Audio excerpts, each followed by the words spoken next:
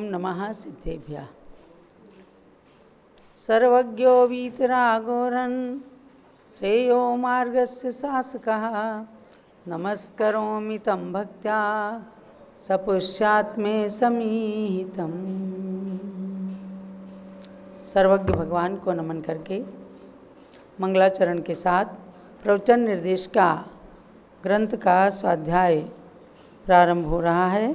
इस प्रवचन निर्देशिका में सर्वप्रथम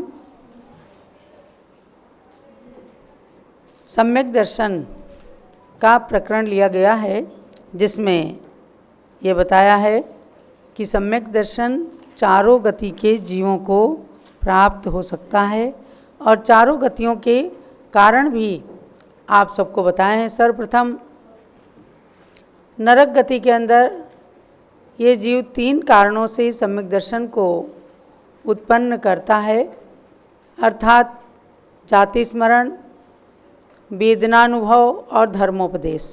तो धर्मोपदेश को तीसरे नरक तक ही लिया है, उससे आगे केवल वेदनानुभव और जाति स्मरण ये चौथे नरक से 7वें नरक तक सम्यक दर्शन की उत्पत्ति में कारण हैं। पुनः नरक गति के बाद तिर्यंच गति में लिया। तिर्यंच गति में पंचेंद्रिय तिर्यंचों को ही सम्यक दर्शन होता है। वो जाति स्मरण, धर्मोपदेश और जिन बिंब दर्शन, इन 3 कारणों से सम्यक दर्शन को प्राप्त करने में सक्षम होते हैं। नरक गति, तिर्यंच गति, पुनः मनुष्य गति, देवगति में आते हैं। देवगति में जाति स्मरण, धर्मोपदेश, जिन महिमा दर्शन और देवर्धि दर्शन इसको लिया है। यानी देवगति में 4 कारण बताए हैं और ये 4 कारण जो हैं भवनवासी, व्यंतर, ज्योतिषी और कल्पवासी में 12 स्वर्गों तक ये 4 कारण हैं और उसके बाद 13वें स्वर्ग से लेकर 16वें स्वर्ग तक देवर्धि दर्शन को छोड़कर 3 कारण, माने कि देवर्धि दर्शन को छोड़ करके जाति स्मरण, धर्मोपदेश और जिन महिमा दर्शन, ये 3 कारण लिए गए हैं। और इसके ऊपर के 9 ग्रव्य में केवल 2 कारण लिए गए हैं, जाति स्मरण और धर्मोपदेश। धर्मोपदेश में वहाँ पर ये बताया है कि स्वयं ही 9 ग्रव्य विमानों में रहने वाले देवता अपने आप परस्पर में ही तत्व चर्चा संलाप करके सम्यक दर्शन की प्राप्ति कर लेते हैं। और मनुष्य गति के अंदर, मनुष्य गति में जाति स्मरण, धर्मोपदेश और जिनबिंब दर्शन, इन 3 कारणों को लिया है। ऐसे करके पेज नंबर 16 के पहले पैराग्राफ तक आपने चारों गतियों में सम्यक दर्शन की उत्पत्ति के कारण जाने। अब देखो, इसमें बताते हैं कि जो लब्धि संपन्न मुनियों को मनुष्य गति में, मनुष्य गति और तिर्यंच गति में लब्धि संपन्न मुनिराजों को जिन बिंब दर्शन कारण में गर्भित करना जो बताया है, वह भी बहुत ही महत्व की बात है। इससे जिन मुद्राधारी महर्षियों की महत्ता का स्पष्टीकरण सहज ही हो जाता है कि लब्धि संपन्न मुनि भी भगवान के समान हो जाते हैं। रिद्धिधारी मुनियों की बात है, ये चतुर्थ काल में हुआ करते थे। इसी प्रकार से अचेतन पर्वत, भूमि, नगर आदि जो कि जिन कल्याणक से पवित्र हो चुके हैं, उनकी महिमा भी अचिंत है। तभी तो इसमें कहा है कि उज्जयंत चंपा पावा नैरादि दंसणम्पी एदेणेव घेतवम, अर्थात उज्जयंत गिरी माने गिरनार पर्वत, चंपापुरी, पावापुरी नगरी आदि, समेत शिखर, ये सब जो निर्वाण क्षेत्र हैं, भगवंतों के कल्याणकों से पवित्र जो तीर्थ क्षेत्र हैं, इन नगरी आदि का दर्शन भी जिन बिंब दर्शन में गर्भित हो जाता है। ये तीर्थ दर्शन भी प्रथमोपसम सम्यक की उत्पत्ति में कारण बन जाता है। तो ये तीर्थ यात्रा प्राचीन काल से संतगण और गृहस्थ दोनों ही करते आए हैं। आचार्य कुंद स्वामी के बारे में आपने पढ़ा होगा। पहले गुरवावली पढ़ी जाती थी।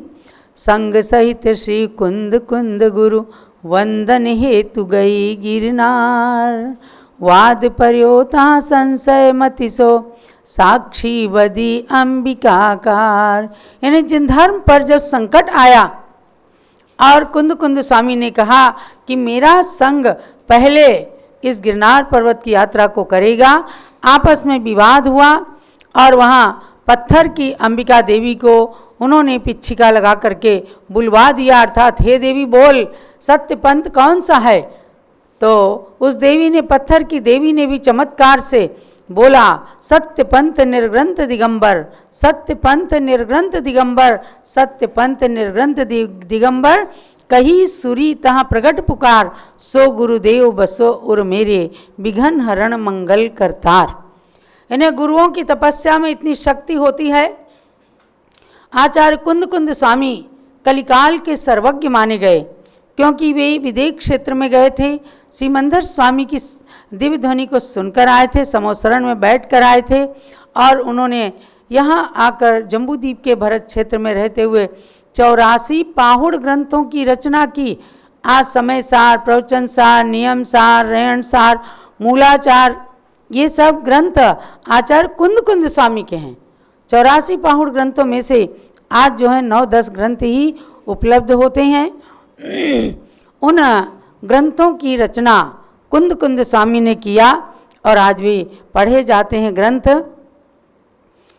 तो इन गुरुओं को वे भी एक तरह से रिद्धि से ही कहीं वर्णन आता है पाद लेप नाम की रिद्धि थी उनको और वे उड़ करके चले गए।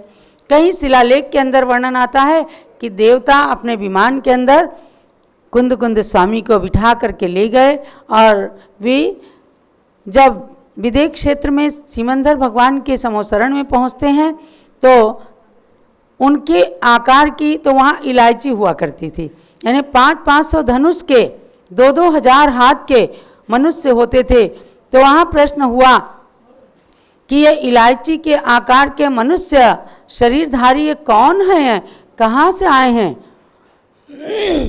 तब तीर्थंकर भगवान ने अपनी दिव्य ध्वनि में बताया कि भरत क्षेत्र, जम्बूद्वीप के भरत क्षेत्र से आए हुए कुंद कुंद नाम के आचार्य हैं। उस समय से उनका नाम एक पड़ गया एलाचार्य, समझ गए। एलाचार्य के नाम से भी कुंद कुंद स्वामी को मानते हैं। यानी यहाँ प्रकरण ये है कि जो रिद्धिधारी मुनिगण होते हैं उनके दर्शन से भी सम्यक दर्शन उत्पन्न हो जाता है और उनका दर्शन जिन बिंब दर्शन के अंदर गर्भित किया गया है। तो इस प्रकरण से ये स्पष्ट हो जाता है कि इन बहिरंग कारणों के मिलने पर ही अंतरंग में दर्शन मोनी कर्म के उपसम या क्षयोपसम आदि से सम्यक दर्शन उत्पन्न होता है, अन्यथा नहीं होता। देखो बाह्य निमित्त और अंतरंग निमित्त दोनों ही मिलने चाहिए। बाह्य निमित्त चारों गतियों के कारण बता दिए, अंतरंग में दर्शन मोनी कर्म का उपसम या क्षयोपसम जब तक नहीं होगा तब तक बाह्य निमित्त कितने ही मिल जाएं तो सम्यक दर्शन नहीं हो सकता। तो जैसे अभव्य जीव के अंतरंग का निमित्त नहीं हो सकता है, उनके दर्शन मोनी कर्म का उपसम या क्षयोपसम नहीं हो सकता। बाकी सभी लोगों के जो मिथ्या दृष्टि हैं और जो भव्य हैं उनको बाह्य और अंतरंग दोनों ही निमित्त मिलने चाहिए। तो कह रहे हैं कि जो निसर्गत सम्यक्त के अंदर भी बाह्य कारण के बिना असंभवादो, यानी पूर्व जन्म में धर्मोपदेश या जिन बिंब दर्शन आदि का निमित्त मिला या जाति स्मरण का निमित्त मिला, वह भी केवल उसमें परोपदेश निमित्त नहीं है, वो अधिगमज सम्यक दर्शन में निमित्त होता है। अधिगमज और निसर्गज नाम के दो सम्यक दर्शन होते हैं। अधिगमज माने दूसरे का उपदेश, गुरु का उपदेश सुन करके जो सम्यक दर्शन उत्पन्न होता है, और निसर्गज माने नेचुरल, स्वाभाविक रूप से जो सम्यक दर्शन प्रकट होता, उसमें भी जाति स्मरण या जिन बिंब दर्शन, आप भगवान का दर्शन कर रहे हैं पता ही नहीं चलेगा, अपने आत्मा के अंदर ऑटोमेटिकली दर्शन मोनी कर्म का उपसम हो जाता है, यानी चारों अनंतानुबंधी कसायों का उपसम हो जाता है। मिथ्यात्व सम्यक प्रकृति का उपशम हो जाता है। आत्मा में परम शांति, समता, परिणति आ जाती है, पवित्र हो जाता है आत्मा, और उस समय सम्यक दर्शन उत्पन्न हो जाता है। ये कहलाता है निसर्गज। तो असंभवादो शब्द से जो कहा है कि निसर्गज सम्यक्त भी इन कारणों के बिना नहीं हो सकता, तो फिर इससे अधिक और निमित्त कारण की विशेषता के लिए क्या प्रमाण हो सकेगा? ये उनके लिए बताया जो किसी निमित्त को नहीं, कहते समय आएगा हो जाएगा, समय बुलाना पड़ता है। आप यात्रा को आए, आपको साधन जुटाना पड़ा, समझे ना, निमित्तों को जुटाना पड़ता है।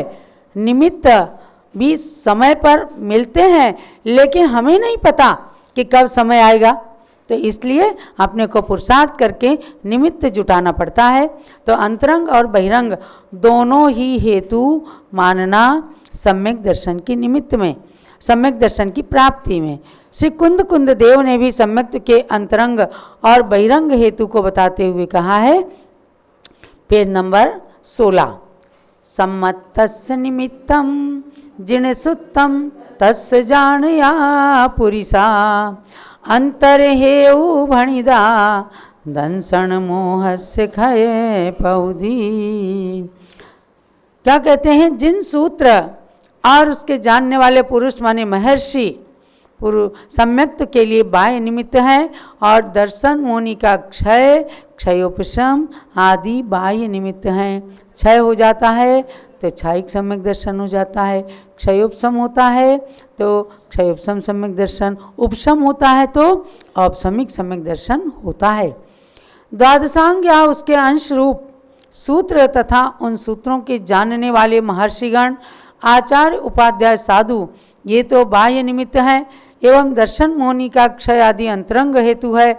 इस गाथा से स्पष्ट हो जाता है कि परम आध्यात्मिक महर्षि श्री कुंद देव भी सम्यक उत्पत्ति के लिए बहिरंग निमित्त कारण, अंतरंग निमित्त कारण को मानते हैं, क्योंकि इन अंतरंग बहिरंग निमित्तों के बिना सम्यक दर्शन असंभव है। पूरा चैप्टर, पूरा अध्याय सम्यक दर्शन का बनाया, सम्यक दर्शन के कारण, क्योंकि आज सम्यक दर्शन में बहुत बड़ा विवाद चल रहा है। जो गुरुओं की निंदा करते हैं, जो शास्त्र की सब बातों को नहीं मानते हैं, ऐसे लोग शास्त्र की बात मानने वाले और गुरु की भक्ति करने वालों को मिथ्या दृष्टि कह देते हैं। तो किसी के द्वारा कहने न कहने से सम्यक दृष्टि मिथ्या दृष्टि नहीं हुआ करते। शास्त्र की इन बातों को मानने से सम्यक दर्शन उत्पन्न होता है, और जब नरक गति तिर्यंच गति में भी होता है तो मनुष्य गति में तो सहज ही हो सकता है, और पंचम काल में भी सम्यक दृष्टि होते हैं, ये जानना। उपसम सम्यक दृष्टि और क्षयोपसम सम्यक दृष्टि, उपसम सम्यक दर्शन का तो काल केवल अंतर्मुहूर्त है, और क्षयोपसम सम्यक दर्शन बहुत काल तक रह सकता है। आज भी हम और आप सम्यक दृष्टि हैं। यदि सच्चे देवसात गुरु पर श्रद्धान है तो समझो हम सम्यक दृष्टि हैं। तो इसलिए सम्यक दर्शन में कोई विवाद न रह जाए, कोई शंका न रह जाए, निशंक होकर के सम्यक दर्शन की प्राप्ति के लिए प्राणी उद्यत हो जाए, तैयार हो जाए। इसके लिए पूरे चैप्टर को इस प्रवचन निर्देश का ग्रंथ में पूज्य गणिनी ज्ञानमती माता जी ने दिया, जिसे पढ़ करके उच्च कोटि के विद्वानों ने परीक्षा दे करके और प्रमाण पत्र को भी प्राप्त किया था। 68 ग्रंथों का सार इस प्रवचन निर्देश का ग्रंथ में समाविष्ट है। मैं समझती हूँ जो भी चाहे परीक्षा दें ना दें, लेकिन आप सब लोग भी, हर एक बच्चे के घर में प्रवचन निर्देश का हो, और हर एक प्राणी, हर एक मनुष्य, श्रावक श्राविकाएं इस ग्रंथ को पढ़ें। मैं सोचती हूँ कभी किलाओ संक्षेप में बता दें। संक्षेप में क्या बताएं? हर एक पंक्ति के अंदर विषय भरा हुआ है, हर एक पंक्ति का हर एक शब्द अपने अंदर अनमोल विषय को समाविष्ट किए हुए हैं। इसलिए हर एक पंक्ति को पढ़ने से ही पूरा विषय स्पष्ट होगा। अब यहाँ पर एक शंका कर दी गई कि जिन बिंब दर्शन आदि बाह्य कारणों में इतनी सामर्थ्य हो जावे कि दर्शन मोह आदि 7 प्रकृतियों का उपशम करा देवे, ये कुछ समझ में नहीं आया। आप जैसे हम जैसे लोगों ने शंका कर दी। तो धौला ग्रंथ के अंदर आचार्य कहते हैं कि ये बात तो षट खंडागम ग्रंथ के सूत्रों से ही स्पष्ट है और आगम को प्रमाण सिद्ध करने के लिए युक्ति आदि की आवश्यकता नहीं होती, क्योंकि आगम तो स्वयं सर्वज्ञ देव के मुख कमल से निर्गत होने से सर्वोपरि है। अपने गले बात उतरे तो नहीं उतरे तो उसको तो मानना आवश्यक है, क्योंकि भगवान की वाणी कभी भी झूठी नहीं होती। फिर भी अगर युक्ति आप चाहते ही हो तो युक्ति सुन लो। कहते हैं देखो, बाह्य वातावरण जलवायु आदि का अंतरंग पर कितना प्रभाव पड़ता है। जब गर्मी होती है तो देखो लोगों को हीट एकदम गर्मी लग जाती, लू लग जाती, बीमार हो जाते हैं। तो अंतरंग आत्मा पर निमित्त पड़ा कि नहीं पड़ा। तो स्वच्छ जल, वायु, औषधि आदि के निमित्त से स्वास्थ्य लाभ होता है। गंदे जल, वायु या अपत्य सेवन आदि से मलेरिया, हैजा, आजकल तो तमाम तरह के रोग चल गए हैं, आदि अनेक रोगों का प्रकोप भी उत्पन्न हो जाता है। फूलों के बगीचे में जाएं तो बिना इच्छा के भी फूलों की सुगंधी मिल जाती है। और मिट्टी के तेल, पेट्रोल आदि पेट्रोल पंप के पास जाएं तो क्या होता है, नाक के अंदर दुर्गंधी पहुंच जाती, कई लोग बीमार हो जाते हैं, कई लोगों को वहीं पर उल्टी शुरू हो जाती हैं। तो ये क्या है, बाह्य कारण का अंतरंग पर प्रभाव। इष्ट वस्तु के वियोग आदि से चिंता होकर मन में क्षोभ उत्पन्न हो जाता है। अरे देखो, हार्ट अटैक तक की बीमारियां पड़ जाती हैं। किसी ने बहुत कोई कठिन समाचार, असह्य इष्ट वियोग का समाचार सुन लिया, एकदम हार्ट अटैक पड़ जाता है। अच्छा समाचार सुन लिया, बीमारी से भी उठ करके बैठ जाते हैं। तो ये अचेतन वस्तुएं, अचेतन बातें, अचेतन पुद्गल के शब्द, ये सब भी आत्मा के ऊपर प्रभाव डालते हैं। इन बातों को अंतरंग और बहिरंग कारणों को बताते हुए आचार्य देव ने कहा, आप सब महाराष्ट्र से, गुजरात से आए हैं, अपने घर में भी बैठकर प्रवचन निर्देशिका जरूर पढ़ना, रोज आना, क्लास को ज्वाइन करना और परीक्षा देना, पास होना, और अपने घर में भी सबको बताना कि सम्यक दृष्टि बनना है अपने को। और सम्यक दृष्टि बनने के लिए कुछ भी बड़ा करने की आवश्यकता नहीं है। सच्चे देवसास गुरु पर श्रद्धान करें, अंतरंग में अपने आप आत्मा पवित्र हो जाएगा। आत्मा के ऊपर जो मलिनता है वो नष्ट हो जाएगी। देखो, कपड़ा गंदा होता है तो डिटर्जेंट पाउडर लगा करके उसको साफ करते हैं, नहीं तो लॉन्ड्री के अंदर भेजते हैं, बढ़िया चकाचक कपड़ा होकर के आ जाता है। ऐसे ही आत्मा पर मैल लगा हुआ है। किसका मैल? कर्मों का मैल। तो भगवान जिनेंद्र की लॉन्ड्री में ले आओ, बढ़िया चकाचक होकर के, कलप सहित, प्रेस सहित होकर के आपका आत्मा एकदम स्वच्छ सफेद होकर के आ जाएगा। तो भगवान के वचन अपने लिए डिटर्जेंट पाउडर है। गुरुओं के वचन, शास्त्र के वचन डिटर्जेंट पाउडर हैं। इससे आत्मा के कालिमा को दूर करके और आत्मा को पावन पवित्र बनाना, ये आज के स्वाध्याय का सार समझना है। और आगे आएगा सम्यक दर्शन के लिए 5 लब्धियाँ। कल हम आगे का विषय लेंगे। जावाणी के ज्ञान ते सूझे लोकालोक, सोवाणी मस्तक चढ़ो सदा देतऊँ दोग, के जिनवाणी भारती तोई जपूं दिन रैन, जो तेरी शरणा गए सो पा।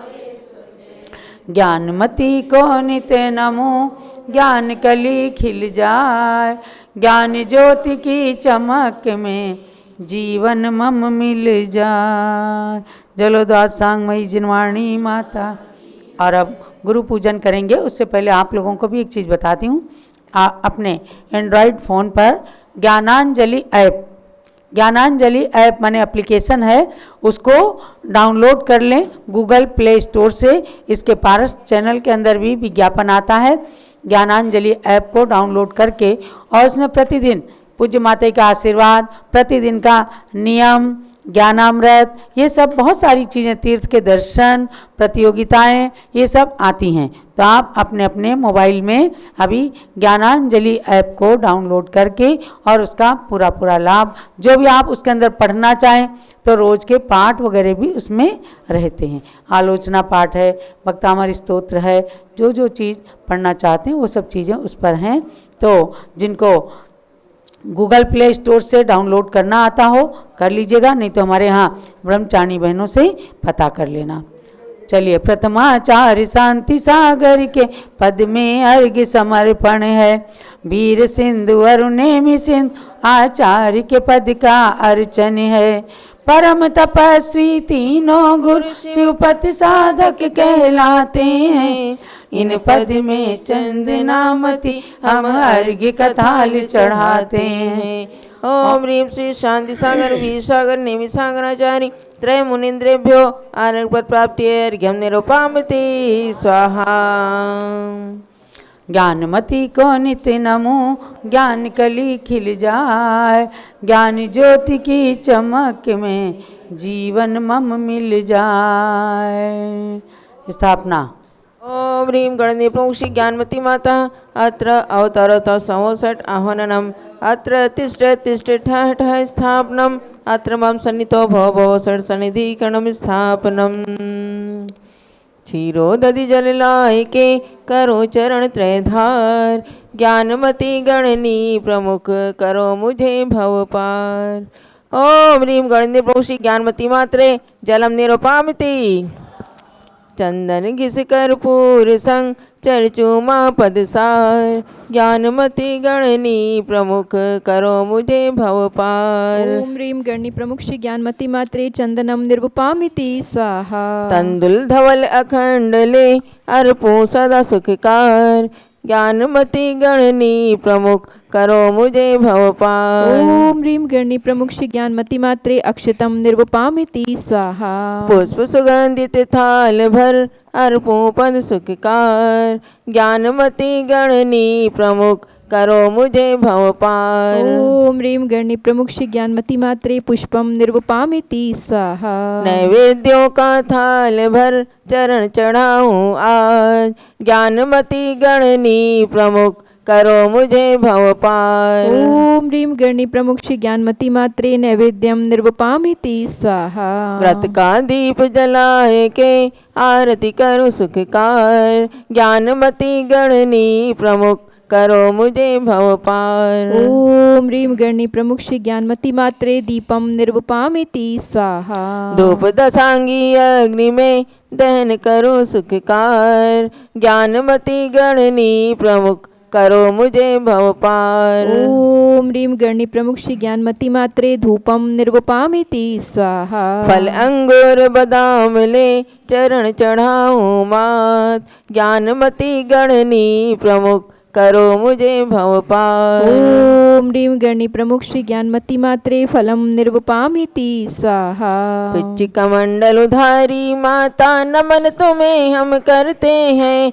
अष्टद्रव्य का थाल सजा कर अर्घ्य समर्पण करते हैं। युग की पहली ज्ञानमती जी के चरणों में अभिवंदन है। तेरी पावन प्रतिभा लख कर मेरा मन भी पावन है। ओम ह्रीं दिव्य शक्ति भारत गौरव गणनी प्रमुख आरिका शिरोमणि श्री ज्ञानमती मात्रे पूर्णार्घ्यम निरूपामिति स्वाहा। शांते शांति धारा दिव्य पुष्पांजलि। संगीतमयी जयमाल के द्वारा पूज्य माता जी की भक्ति आराधना। ज्ञानमती को नित नमो, ज्ञान कली खिल जाए। ज्ञान ज्योति की चमक में जीवन मम मिल जाए। हे बाल सती माँ ज्ञानमती हम आए तेरे। ओ मम्मी और पापा भैया सुन लो बात हमारी। माँ ज्ञानमती चरणों में जाने की कर ली तैयारी। 8 ग्राम मंगा दो वैसे देखे दुनिया सारी। अक्षत दीप धूप नैवेद्य पुष्प फलों की थारी।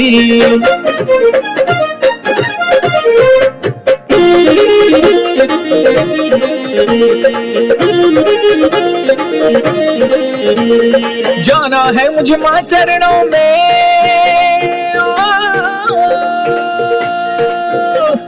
जाना है मुझे माँ चरणों में, सुनो ध्यान से मेरी, जाना है मुझे माँ चरणों में, सुनो ध्यान से मेरी। माँ की पूजन को थाली सजा दो अजब निराली, माँ की पूजन को थाली सजा दो अजब निराली।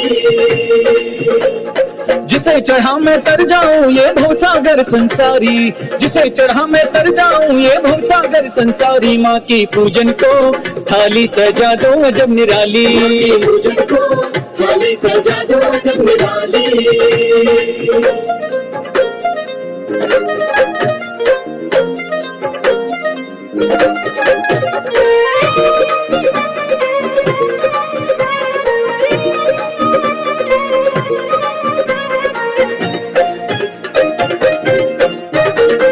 भांति भांति के अष्ट द्रव्य सब दुर्लभ चुन कर लाना, भांति भांति के अष्टद्रव्य सब दुर्लभ चुन कर लाना। श्रद्धा की थाली में प्रेम से आठों द्रव्य सजाना, की थाली में प्रेम से आठों द्रव्य सजाना।